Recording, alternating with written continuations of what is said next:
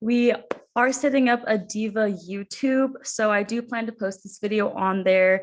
If you have any problems with that, just message me privately and we'll make sure that we can keep your information anonymous.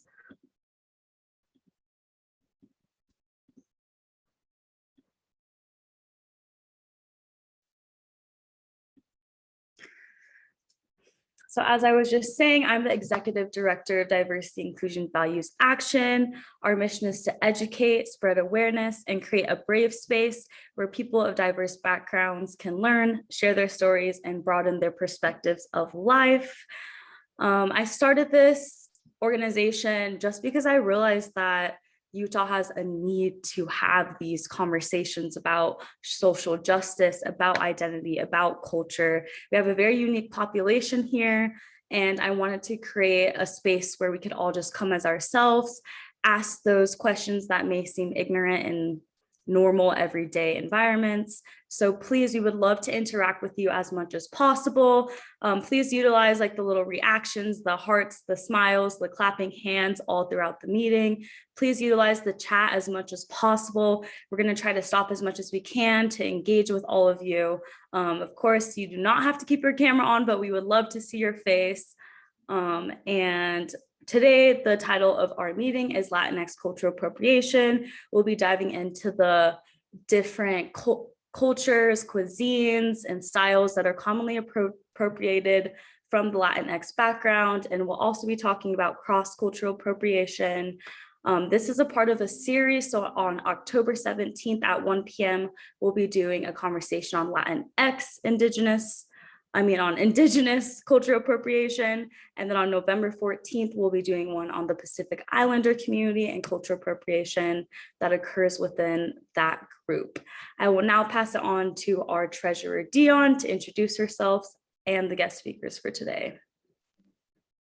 Hello, everybody. My name is Dion Saxby. I go by she. I use my she, her pronouns. And I'm really excited to see all of you guys here, and I'm excited for this discussion. I think this conversation is very important. Our speakers today, we have Leah Baez, and she's a recent grad from Westminster College. She majored in political science and pre-law and minored in global studies. She also uses she, her pronouns. And then we have Danny Romero. They use he, him, and they, them pronouns. And he focuses on gender and ethics studies.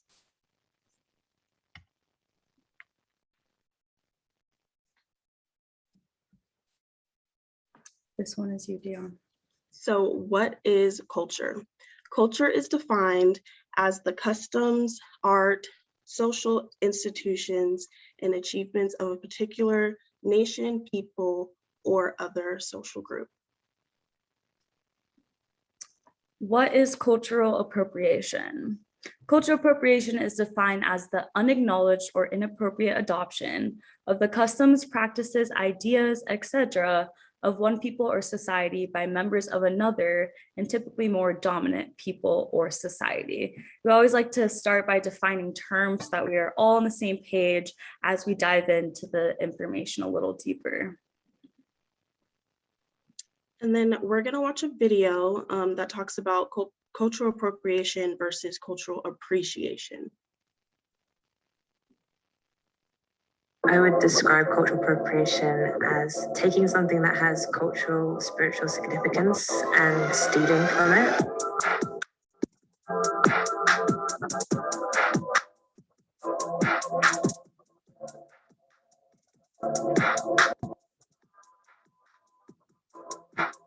Cultural appropriation to me is when you make it a costume and it's not coming from an authentic, genuine place. Something from a culture is being used without proper reference. Cultural appropriation in my own culture, being a Black woman, my hair was definitely quite a hot topic. It only took people or celebrities of a certain color to make these hairstyles almost seem respectable or seem trendy. That for me was kind of like an insult. There was a phase where everyone wore keffiyehs, not really realizing what a keffiyeh was in any way, which is like a traditional like Palestinian scarf, associations with like political lines, and it became like a wider fashion thing. When I see artists diving into Chinese culture and they're kind of using it in a way where, is this anything to do with your narrative? Is this just merely an accessory, a trend to your work? That's when I feel it's getting a bit inappropriate. You can't just like pick and choose what you think is cool from their cultures and use it to make money. Call out culture is a bit crazy, so if you're not careful, you might get caught slipping. Cultural appreciation is when you actually like work with the people from the culture that you're like taking something from. I'm inspired by this, and I also want to contribute to this culture as well. The type of model high fashion brands use in their campaigns indicate who their target market is. You're very like inspired by, say, Moroccan culture. Put a North African model in your clothes. Good example of somebody doing it right is Fenty. Bella Hadid came out in like a yellow lingerie, but there was like a headdress kind of reminiscent of a hijab. The fact that she used the Palestinian model reflects the lack of backlash. There are already so many people doing whatever you want to do, and they will do it 10 times better than you can. Big fashion brands can avoid having these types of backlash when they get people from the culture to consult. I don't feel like there's actual need for another person that isn't part of my culture to now go and represent. Just let the people that are actually of the culture talk.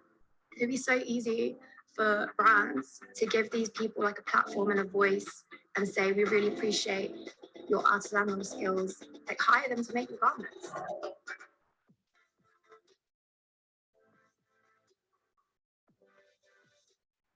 So if you've taken inspiration from a certain culture, make sure that everyone knows the story of where it came from, how it came about. A small interview, just giving credit towards that, I think makes the whole difference. What I feel like makes people so angry when, you know, you're not really acknowledging what its actual roots are. How did you make this a space that is more about them as well? Because a culture doesn't exist without its people. I actually want to comment on something one of the speakers said in that video about call out culture. Diva is really big on calling people in. We really invite anyone to engage and dialogue with us. That is the heart of our organization, our community. So I want to open this all up to you and ask you, what are some forms of cultural appropriation that you have seen throughout your lives? A very easy one to go to is Halloween. So I'd love to hear from the audience if there's anything that you've noticed throughout your life.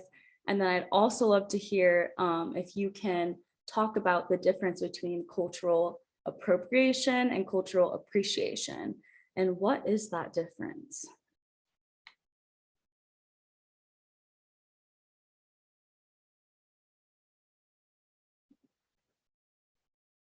I can speak on this a little bit if that's okay. Please. Okay, so I would say an example of cultural appropriation that I have seen recently is the adaptation of hip hop in other countries. So I think it's like a form of cultural appreciation to, you know, make hip hop music if you're not from America, but I think it goes over into cultural appropriation when people start using Black hairstyles, etc., sort of like fashion wise. It's especially because it's trying to be reflective of like a street culture, I'd say, or trying to appropriate or make cool like a life of crime, etc. And then a form of cultural, yeah, I guess like it could go the appreciation way by just like trying to be inspired by art that Black Americans have made and recreate like your own flavor of it rather than appropriating a piece of art that was born out of, I guess, struggle in America. Yeah, that was beautiful. Thank you so much, Sonia, for adding to the combo. Does anybody else have any cultural appropriation they've seen or want to try to tackle this difference between appreciation and appropriation? As I was hi everyone, I'm also Diva's director of content creations, Rebecca Blanton. And as I was kind of a part of like helping to make the event happen, I was doing a lot of reflection myself, and I shared about this on my Instagram. I used to do ballroom dance growing up, and in like competitive ballroom dance on even the global kind of scale, they separate dance into the Latin and the standard categories. And I think the big issue with that is these dances that are performed at a competitive level, often by people from Europe, from Asia, they're pulling from these traditional dances from Latin America, but completely reinventing them, sexualizing them, and just like, it's the disconnect, and it's the lack of like historical connection and current connection that this dancing is making, and the way in which I was able to grow up dancing some of these things without ever being challenged to think about the roots of the dances. And so I think it's that lack of both historical and present connection with the communities that really was like the difference with that. So it was just something that I was really reckoning with and trying to share with, people I used to dance with so that they could become aware of that. So that's something I thought to add to the convo today. Yes, I loved you bringing up the lack of the present historical connection. I think that's like the biggest thing that's missing now. And it may be why like we can't even realize and acknowledge when cultural appropriation is occurring around us now, because nobody is aware of the history. So thank you, Rebecca.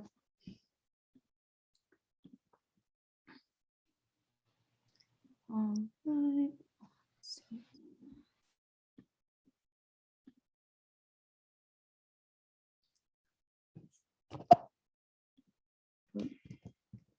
Okay. And so defining cross-cultural appropriation, this occurs when someone, a part of an institutionalized community, takes part in offensive transgressions towards another. And this is a huge one because oftentimes when we are a part of a BIPOC community, we take so much energy focusing on what dominant society is doing, and we don't take the time to reflect on how we as BIPOC people can also implement this harm towards other BIPOC communities. So I absolutely love this point. Oh, sorry. All right, I'll let you take it off. Hello, everybody. So excited for y'all to be here. I'm from Guadalajara, Jalisco, and I like to start off by talking about assumptions and appropriation of Spanish speakers. So all Spanish speakers are not just from Mexico. Mexico has 68 native languages, which are divided into 350 linguistic dialects. 7 million Mexicans speak an indigenous language. To mention a few: Nahuatl, Maya, Otomi, Mixteco, Zapoteco, Totonaco, Col, Mazateco, and many more. Oftentimes we hear microaggressions like, do you speak Mexican, towards people that are Spanish speakers. Like expecting people to conform to the English when the US does not have an official language. Spanish speakers spread across the globe with different dialects and origins. The tokenization and othering of foreigning Spanish speakers, especially in the media. Frustration against non-English speakers, especially employees. Meanwhile, Spanish is the second most spoken language in the world. Over 572.6 million Spanish speakers worldwide, 21 Spanish-speaking countries in the world, and 477.6 million people are Spanish speakers. Oh, yeah, in the globe. So yeah, you could go to the next slide. Now I also like to talk about cultural appropriation of Mexico.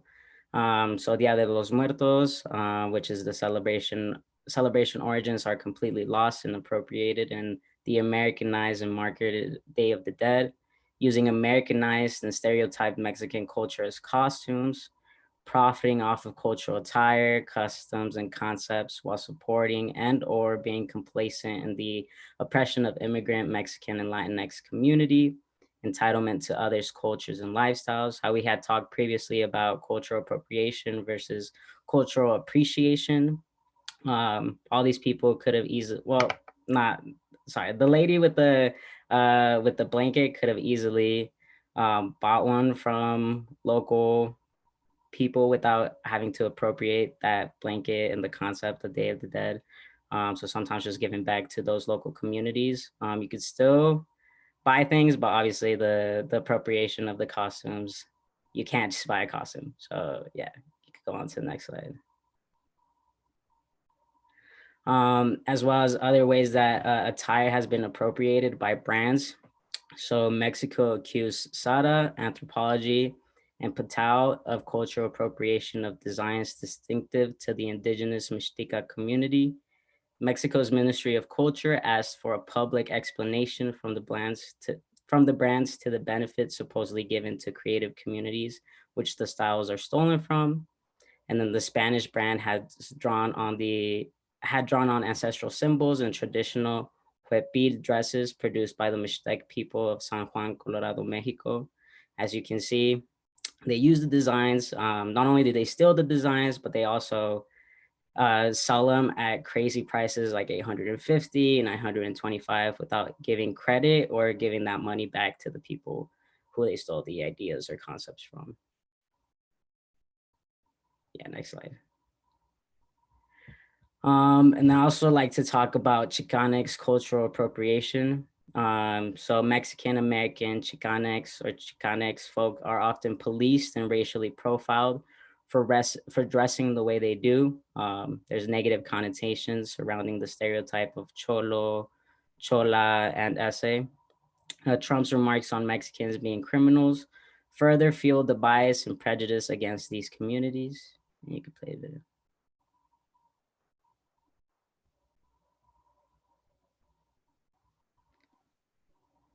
Been widely criticized, Donald, as you know, for offending immigrants in your announcement speech.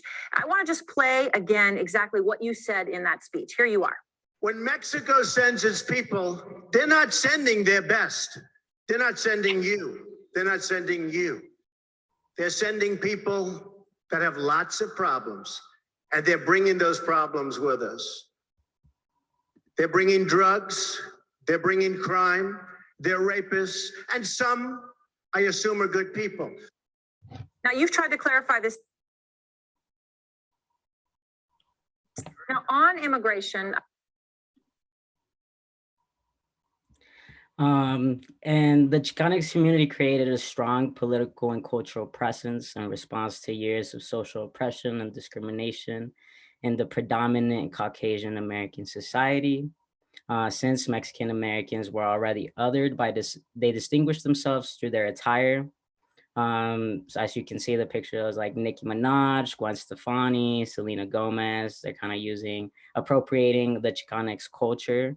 Meanwhile, actual Mexican Americans are racially profiled for dressing that way. And then just like to highlight the Chicano movement, which some of the goals were rights for farm workers, restoration of land, and education reform. And then I'd also like to talk about Cinco de Mayo versus the Dia de Independencia. So Cinco de Mayo is actually not popular in Mexico. It represents Battle at Puebla, which was May 5th, 1862. It has been stereotyped and used as a commodity in the US, and it's false representation of Mexican culture. Meanwhile, Dia de Independencia, El Grito de Independencia is September 16th, where Father Hidalgo, leader and priest, called for the liberation from Spain in 1810. This occurred in Dolores Hidalgo, Mexico, and it's a tribute to the battle cry which launched the rebellion in 1810. I don't mean to put you on the spot, Danny, but I think you know this answer. What happened in the battle at Puebla May 5th? Like, why is that Cinco de Mayo? Wait, sorry, could you Yeah, like what happened in that battle, and like why do Americans think that is the day? Okay. So the reason why Americans celebrate Cinco de Mayo and completely disregard the Day of Independence, Mexicans' Day of Independence, is because the Americans helped Mexico in the battle at Puebla, so they just brought it over to kind of put themselves as the heroes again, and that's why I think Cinco de Mayo is very popular in the States. Makes sense. Thank you. And then real quick, I think as we start moving forward in our conversations about cultural appropriation, it's important to understand the origins of where these customs are being appropriated from, to truly appreciate them and truly appreciate the community that it represents. So I'd just like to talk briefly on Dia de los Muertos and the history of the tradition. So the celebration originated in pre-Hispanic era, in which many Mesoamerican ethnicities had, I would say, like a different relationship with death, in which Mexica gods in charge of determining the destiny of souls, which names were Mictecuhtli and Mictlatecutli, which were both gods that determined the destiny of the souls. And they were both from the place of the dead, in which souls had to navigate obstacles to receive eternal peace. The living were in charge of accompanying them from a distance, in which a ritual took place, but due to the Europeans coming into Mexico, the ritual has been altered. The party to celebrate the gods was joined with the celebration of the deceased, and which the process got reinvented up to what we know today. So in Day of the Dead, we create altars for the deceased and loved ones, in which you put candles, food, and just it's a way for them to stop by on their journey to eternal peace. We could go on to the next slide. And then real quick, we'd just like to highlight the diversity of Mexican culture, not only from Mexican American culture, but Mexican culture as well. This is not a style, this is our culture. It is highly diverse. You could go on to the next slide. And represents people of so many communities all throughout Mexico: Indigenous, Afro-Mexicans, queer Mexican community. And yeah, we're just incredibly diverse and should not be appropriated.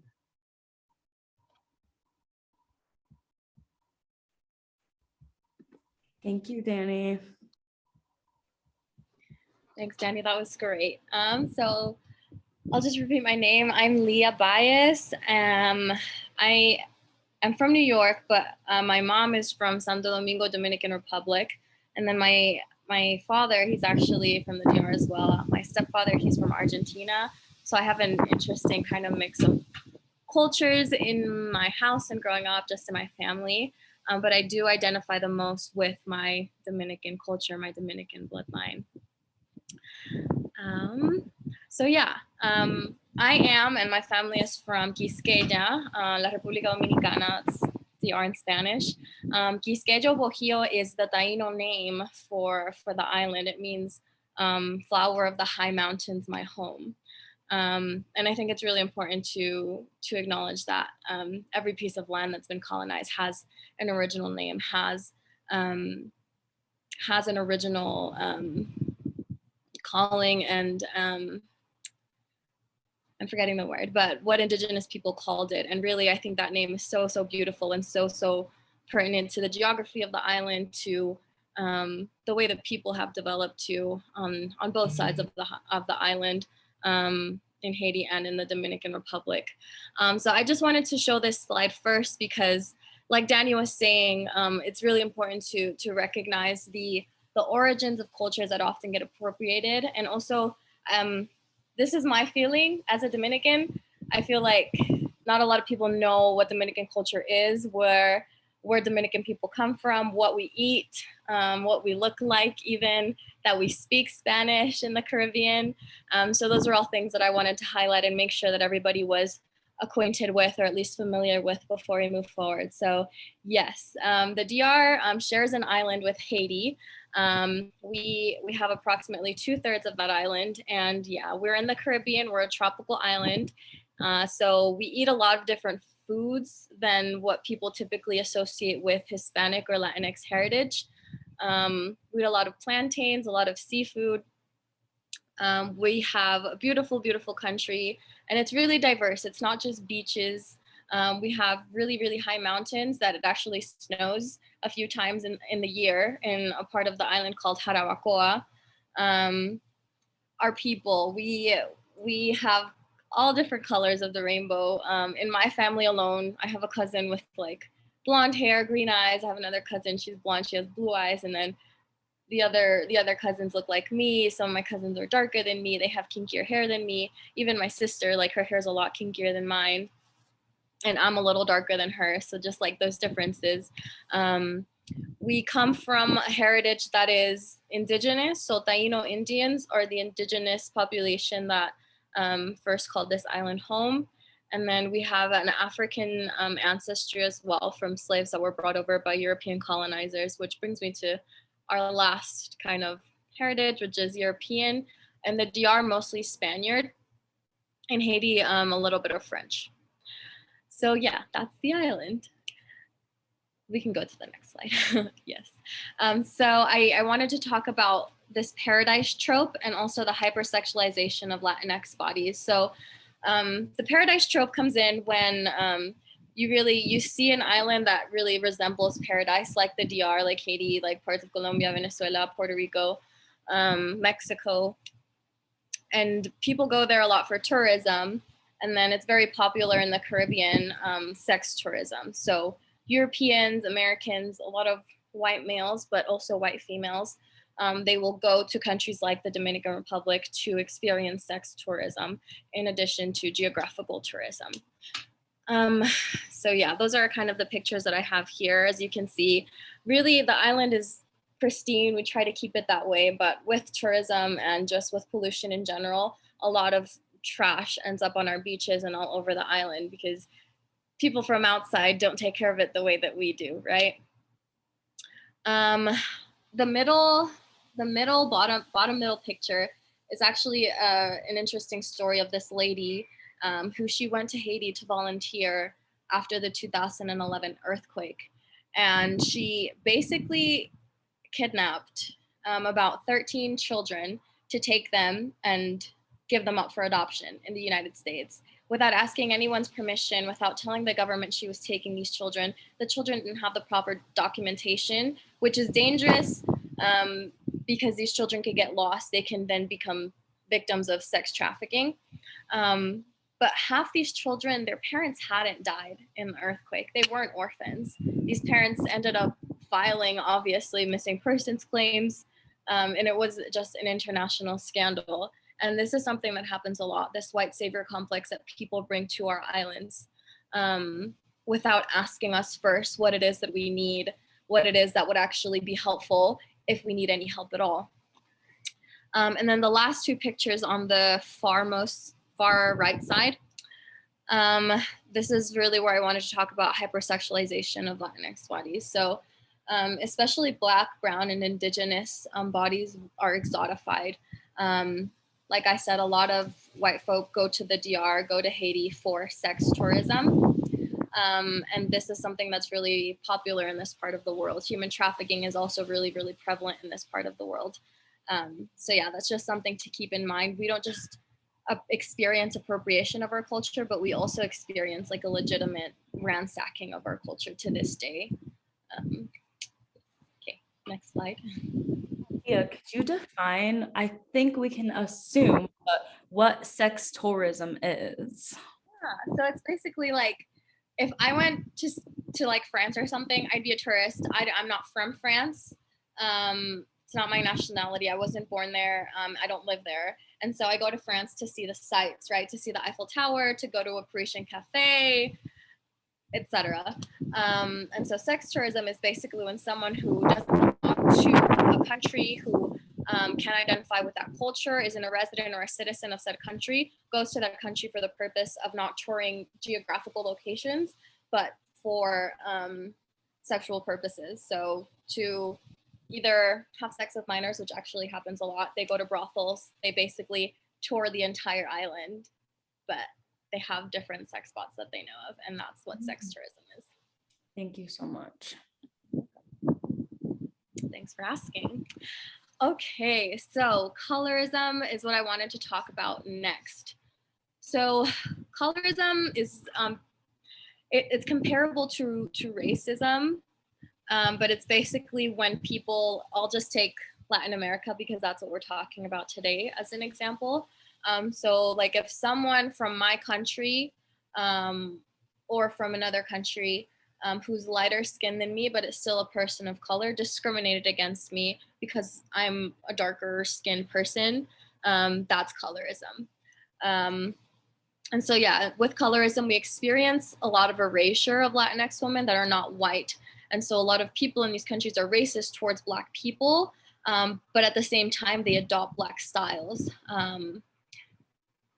Yeah, I'll come back to that last part in a minute. But this again goes back to that can we go back actually, sorry, to that hypersexualization of Black and brown and Indigenous bodies. We have a lot of praise of white bodies in Latinx culture. And that really comes from an internalized kind of oppression and a colonial legacy where white people came in and basically said, okay, you're Indigenous, your life is worth nothing, we're basically going to kill you all. And then they brought in African slaves and said, you're worth nothing, but we need your labor. And so the white superiority complex really is internalized in people of color in turn. And so there is a lot of praise of white bodies in Latinx culture and a complete erasure, and also kind of a disdain for people of color. And so I really wanted to show these two pictures next to each other because you see, this is the Miss Universe contest on the far left side, and then the right side is actually from a New York Times article that was written on the rise of Dominican models in the fashion industry. So we see a lot in Miss Universe. Miss Dominican Republic, most of the years that I've been alive, has been white. She's Dominican, but she's white Dominican. She doesn't look like most of the island. And then I'm going to read an excerpt from this article in the New York Times. It's called The New Generation of Dominican Models. It really says more eloquently what I'm trying to say. So it talks about like the rise of these models in the fashion industry and what they've come to represent. And that is a representation of social progressiveness in, quote, the American and European fashion worlds. Their identity in the Dominican Republic and elsewhere in Latin America is more complex, though. The Dominican Republic was colonized by the Spanish in the 15th century and is where the first Africans were enslaved in the New World, but it was once the land of the Taino indigenous group, who, though largely wiped out by the Spanish, are still inseparable from the country's mythos and history. Dominicans have always been proud of this inherent mestizaje or mixed identity. We also, we're called mulattos a lot on the island because a lot of us do have Afro roots. But moving forward, it says, in the Dominican Republic, says one of these models, we don't use the language of whether we're white or Black because my color is very common and natural. Nearly 90% of the island's population is either mixed race or Black. Only about 13% identify as white, according to a recent population survey. And though most Americans or Europeans would label these models as Black, a person in the Dominican Republic might choose to describe them as morena, trigueña, jabada, or India. All common words used to denote different gradations of Black, but not necessarily Blackness itself.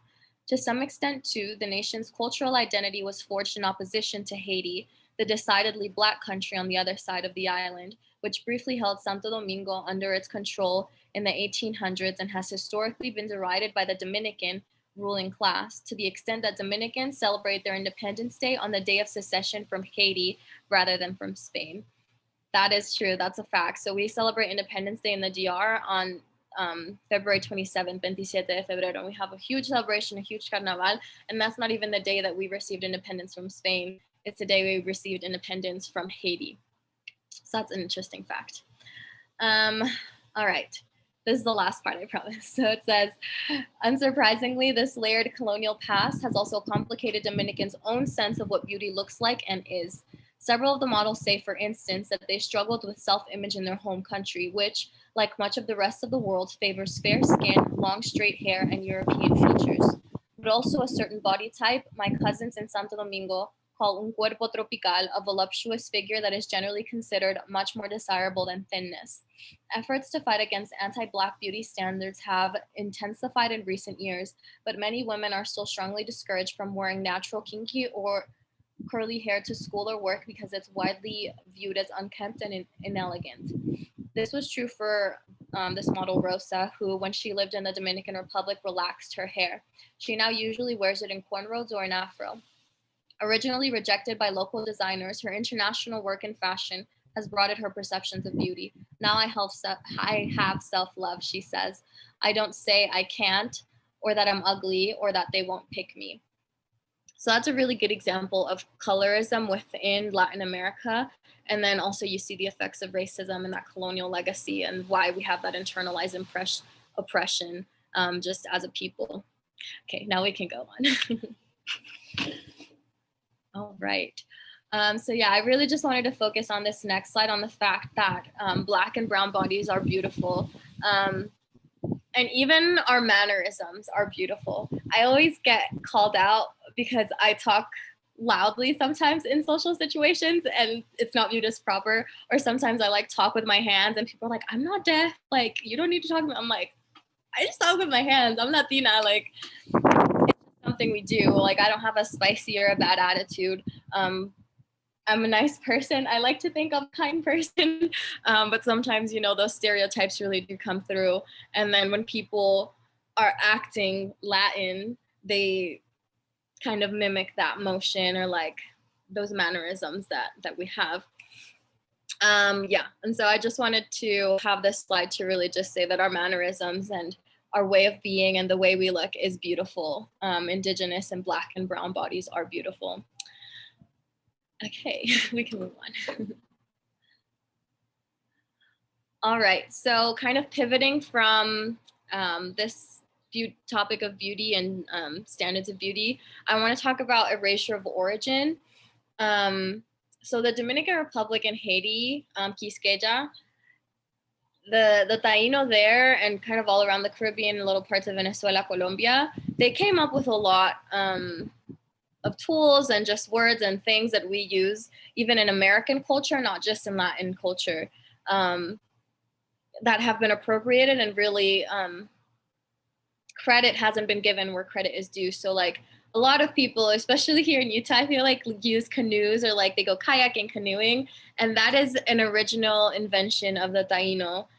They were master like ocean travelers, and they traveled through rivers. That's how they connected to one another, because as you know, like the Caribbean is an archipelago of islands. It's not just like one straight mass of land.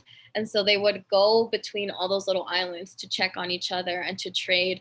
And that's where the canoe comes from. The original word is canoa. Hammocks, hamacas. Barbecue is actually barbacoa, and it is an invention of the Taino specifically. Hurricanes, the word, huracan, it was actually obviously the natural phenomenon of a hurricane, but huracan is also in the Taino culture a god. And when a hurricane happened, obviously it was scary because hurricanes are scary, but in Taino culture, it was really a sacred thing because it meant that the earth was rebalancing itself and teaching the people. And then tobacco is just tobacco. And it is also an original invention of the Taino, specifically in Cuba, though. That's where tobacco came from. All right, we can move on. And then erasure of origin, part 2. I just wanted to give the example of a hammock. I feel like they're popular and they're becoming even more popular. Like people go hammocking, I guess, like up in the mountains. I've never been, but I hear it's a thing. So like a West Elm brand hammock, I looked it up. It goes for $190. And they're mass produced. And then a hand woven hammock. This one is from Puerto Rico. An artisan, a local artisan, sells it for $40. And tourists go to these places, to an island, and they say, oh, that's just way too expensive, like $40 for a hammock. And it's like, this took this person probably like a whole week, if not more time to weave this and to make the intricate detailing on the lace and things like that.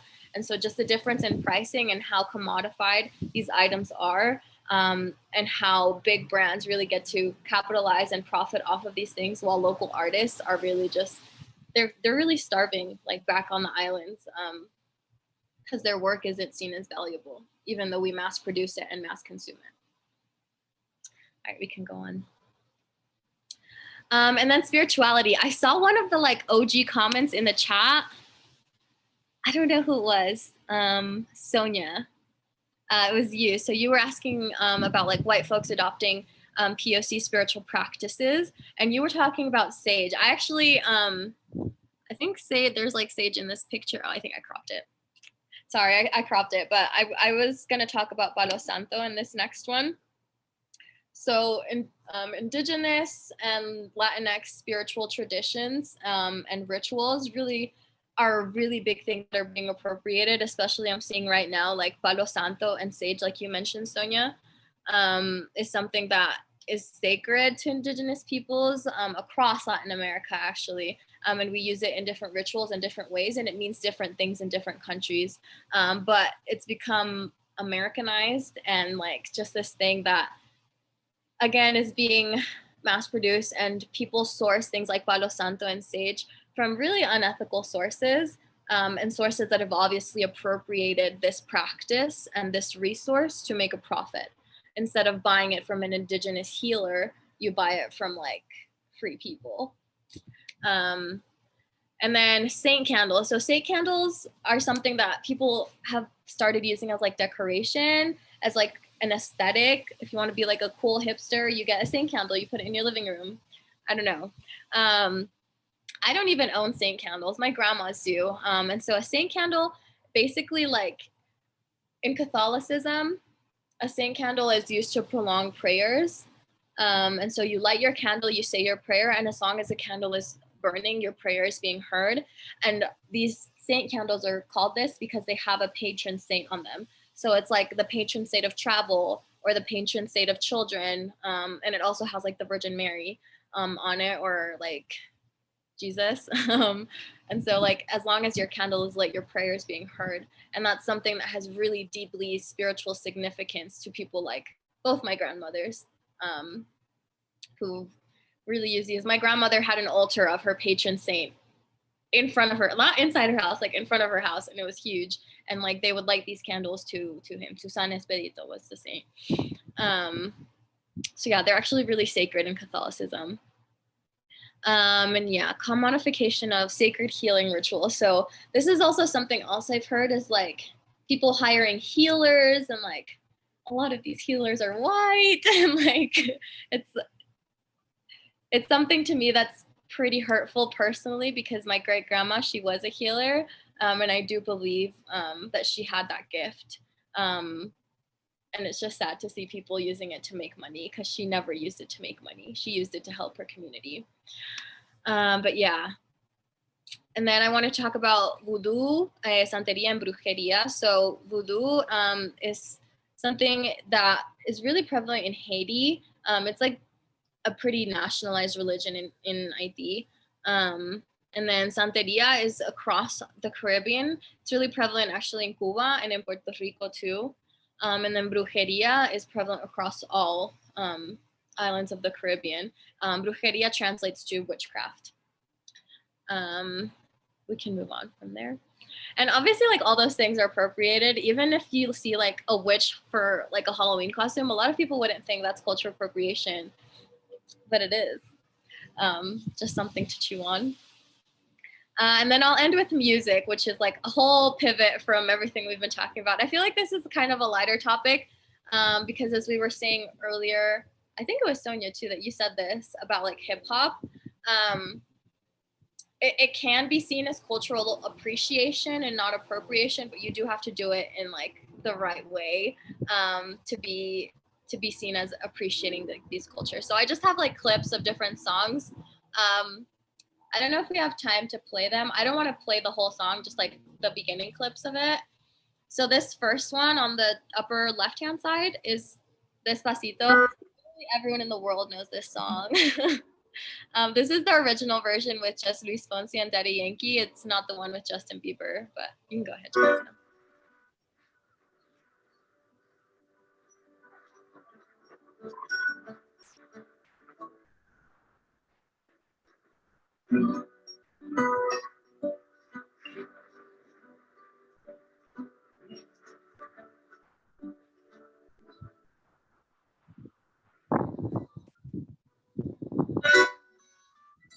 Okay, we can pause it.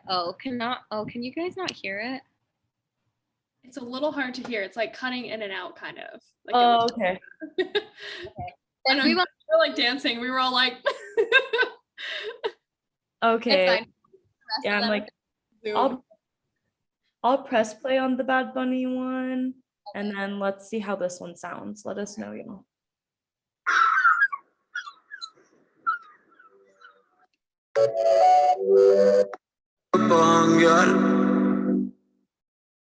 How is it? Okay, let's see. Tiene un culito ahí que la acabo de testear. Pero en bajita, ella no te frontear. Ella es calladita, pero para el sexo es atrevida. Yo sé marihuana y bebida, gozándose la vida como es. Ella es calladita, pero para el sexo es atrevida. Yo sé marihuana y bebida, gozándose la vida como es. Was it good? Yeah, thank you. It was great. Yeah. Which music category was that one? Actually, so these are all reggaeton, and I made them all the same, like on purpose. Bachata and merengue. Okay, so reggaeton is most associated with Puerto Rico, but we do have a lot of like reggaetoneros in the DR. Then bachata and merengue are original to the Dominican Republic, and then salsa is more associated with Cuba and Puerto Rico too. But yeah, so I made all of these reggaeton because I feel like reggaeton is something that's becoming more and more popular. Sorry, it's getting so windy here. I don't know if you can hear that. But so something like Despacito that really gained international attention once Justin Bieber covered it with Luis Fonsi, versus something like this song, it's called Calladita by Bad Bunny. I feel like a lot of Bad Bunny songs now are also beginning to like gain traction, and like that's great. I love it when I go to like a party and someone's blasting Bad Bunny. I feel like I'm home. It's great. I love it. But then when you start like having like all these random artists, like American artists, I'm gonna take a specific example of hip hop because I feel like it's just easier for me to explain. So hip hop, obviously, it was born in Harlem in New York, and it really was born as an outlet to express like the oppression of Black Americans, of African Americans, and as a way to say like, this is what we're feeling, like this is what these institutions are doing to us. And now it's like morphed into like the thug life, you know, but even thug life, like the hate you give little infants, like everybody, right? So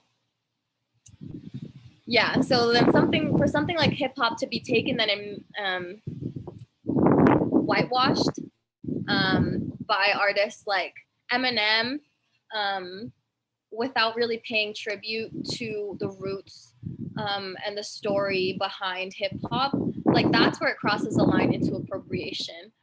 You have artists like Macklemore too, who like really tries to be like, I'm woke and like I try. He has the song like White Privilege, I think it's called, and he talks about this. Like I've never even been to Harlem and I rap.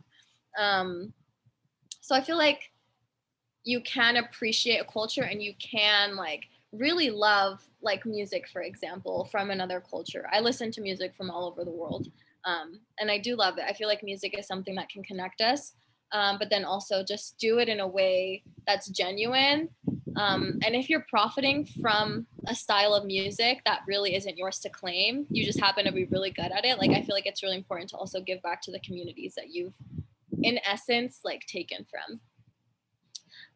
But yeah, the last two songs, it's Cardi B, Bad Bunny, and J Balvin. And I feel like this is one of the first songs I heard. And then also the one with J Balvin and Beyonce, where reggaeton like started having English lyrics, because before it didn't. And then that last one is called Ben Bailalo, and it's literally a song that came out in New Year's Eve. I was like 6, and I remember the first time it played. It's like a really great memory for me, but it's these Dominican reggaetoneros. And so I wanted to include that one because it's like the old school kind of reggaeton. But yeah, that's my presentation. Like I said, like Latinx culture is really beautiful. Like no wonder everyone wants to be Latino and Latina and Latinx, because it's a really beautiful, really vibrant, and just really happy and rich culture. Yeah, like I said, if you want to enjoy it and appreciate it, just like have some reflection to go along with that. And just think about like how you got to where you are, how we as like a nation and a world have gotten to where we are. Yeah, I'm gonna stop there. I feel like I've talked a lot.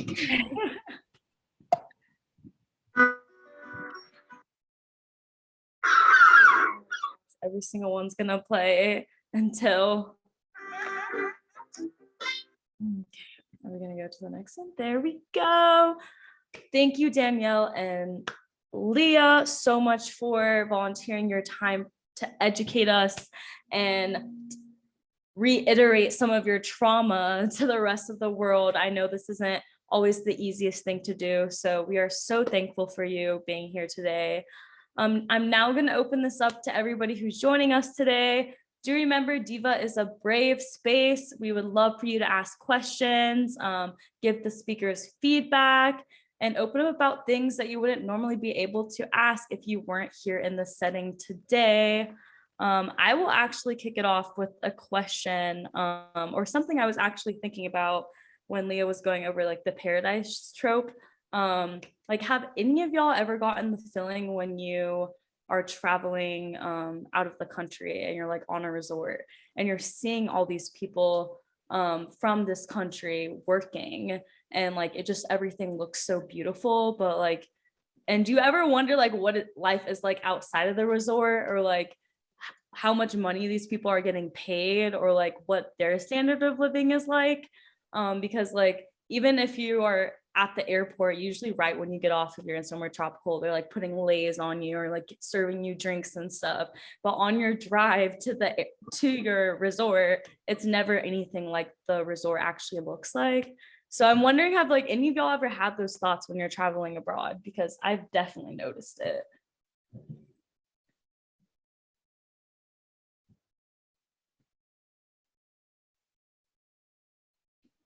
Bless you, Vincent.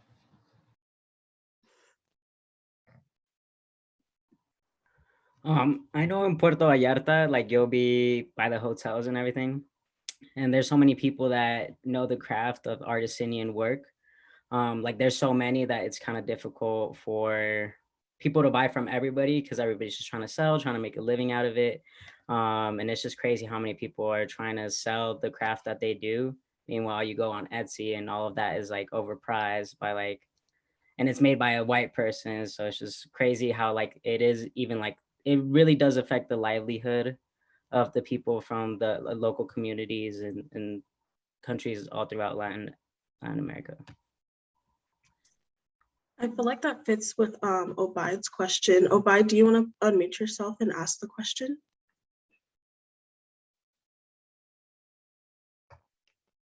Hi, everyone. Can you guys hear me? Awesome. My name is Obaid. I go to Westminster College. Great presentation, super educating and really well. I'm also a person of color from Afghanistan. And my question was, besides, that cultural appropriation potentially leads to a loss of cultural identity, how does it also lead to dehumanization of marginalized communities? Thank you.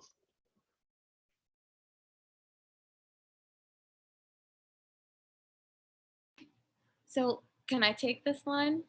Okay, and then please, anyone feel free to add anything that I miss. So I'm gonna use the Taino Indian example because literally like they suffered genocide, and now like a lot of the indigenous costumes that you see during Halloween, for example, like it's the headdress, like war paint or like ceremonial paint. And yeah, so it really aids to like a trope and like a stereotype that like all indigenous people are like this. All indigenous people like dress like this, like make these noises or like whatever. When there's indigenous peoples all over the world, in Asia, in Africa, in Australia, even in Europe, that don't look like a Taino Indian. And then it's harmful because in an effort to stereotype, you really end up like, people don't do research to like dress up in blackface, you know, like they just do it. And so you end up really harming a culture and putting an image out there to people who already have probably a bad image in their head about X population.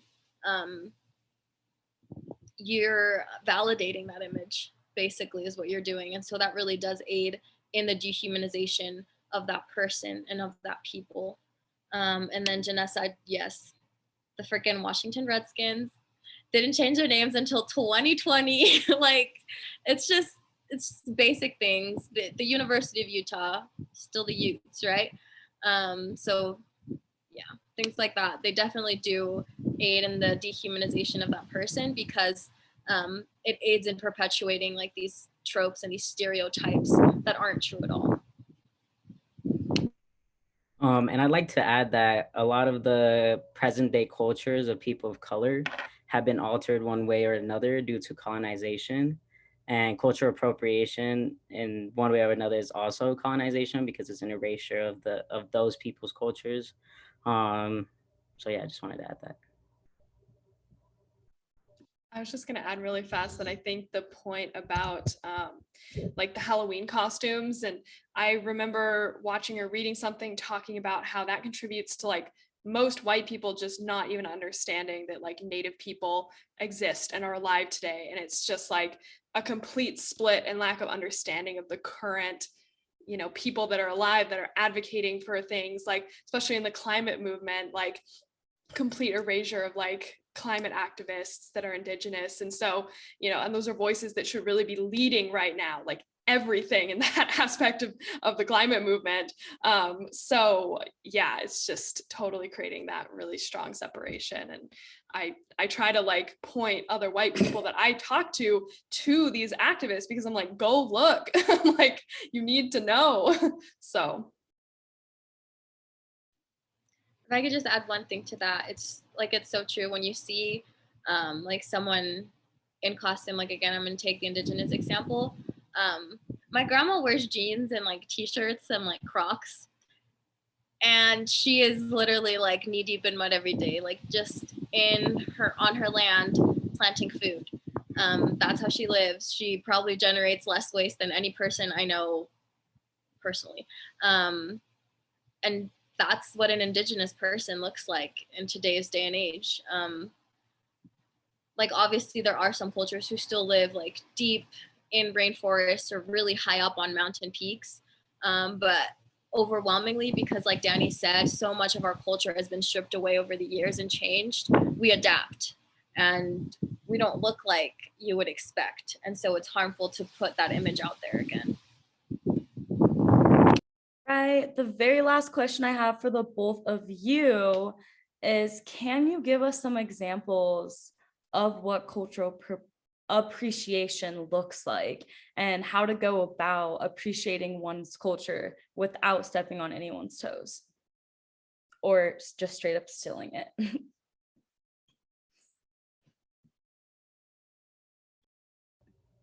I think distributing like our funds to those communities, like giving back to the local communities where that culture comes from and where the attire comes from, and acknowledging, like being very self-aware, like, oh, maybe I should not wear that, and being aware that that is specifically to those people, and just educating yourself and taking the time to be familiar with that culture and be familiar with the historical context of it and how it applies to your identity. For example, like if you're white, being like, oh yeah, maybe I should not do that. Like, yeah, just being aware. I'm gonna go like the food route because especially in Utah, I see like a lot of chain stores and like big corporations like getting everyone's money and like getting all the support when there's quite a few local shops where you can get like specialty foods. If you want to have like Taco Tuesday, I don't know. If you want to make Dominican food, it's delicious. I can teach you how, but no one really eats that. So if you want to have a Taco Tuesday, like go support a local like family-owned store that sells tortillas, that sells rice, beans, and like all the condiments you're gonna need. Don't just go buy like a taco seasoning pack from Walmart. And this is something like even with the clothes and like just other aspects that Danny was talking about, it takes effort, it takes time, it takes research, it takes resources. But that sacrifice is the way you show solidarity and support to the Latinx community and to all communities. If you're trying to really integrate and experience and appreciate different cultures, then give back to those people specifically. Don't buy like your boba from Walmart when there's a Korean market on State Street or in Kearns. Like, just find them and give them your money, give them your support. Speaking of solidarity with our communities, both Danny and Leah are doing all of their work pro bono for us today. So I'm gonna let them drop their Venmos or Cash Apps in the chat. We are a nonprofit organization. So like I just said, everything we do is volunteer based. A little goes a long way, and this giving doesn't have to just stop today. I always say a great way to support and stand in solidarity with communities is putting your money where your mouth is. So even if it's $5 to get a coffee one day casually, that can really make somebody's day. And as I mentioned earlier, it's not easy to just constantly have to retell your trauma and retell things that are consistently happening around you in order to educate people. So I like to always end with that, and I'll make sure to add their Venmos onto our Diva Instagram story too. Thank you all for being here today, and we'll be back again covering the Indigenous community in November. It will be November 17th, I believe, but just stay up to date on Diva, and we will see you all next month. Thank you all so much for coming today.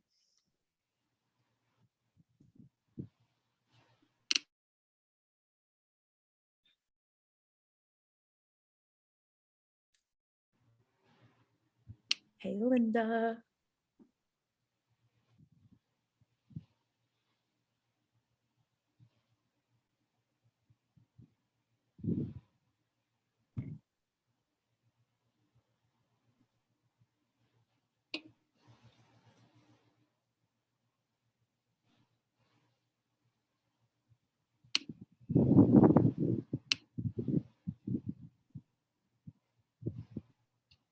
Am I good to hop off, Janessa?